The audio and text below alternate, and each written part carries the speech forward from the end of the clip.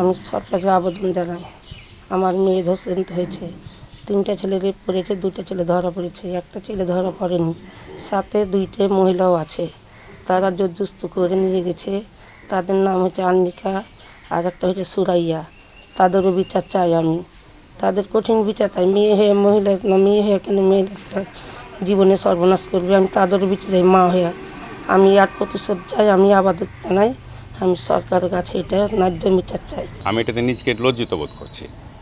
বাংলাদেশের প্রেক্ষাপটে একটা ইসলামিক রাষ্ট্র হিসাবে একটা মেয়ের যে এরকমভাবে ধর্ষণ হতে পারে, এটা অত্যন্ত লজ্জার এবং পীড়ার। শুধু তাই না, এক্ষেত্রে আমাদের যে মেয়ে আছে, অন্যান্য যার মেয়েগুলো আছে, তারা একটা আতঙ্কে থাকবে, ভয় থাকে।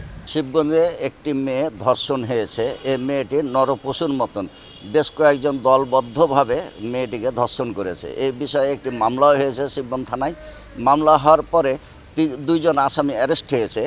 এই ঘটনায় আমি চাচ্ছি যে এমনভাবে যেন এটার একটা শাস্তি হোক, যেন পৃথিবীতে মানুষ যেন দেখে বলতে পারে যে না, এই ধর্ষণ কাজ থেকে আমরা বিরত থাকবো, এই ধর্ষণে আমরা যাব না। আমাদের এই গ্রামে, গোয়ালপাড়া গ্রামে একটা মেয়ে ধর্ষণ হয়েছে। 2টা আসামি আছে, ধরা পড়েছে, আর একটা পলাতক আছে।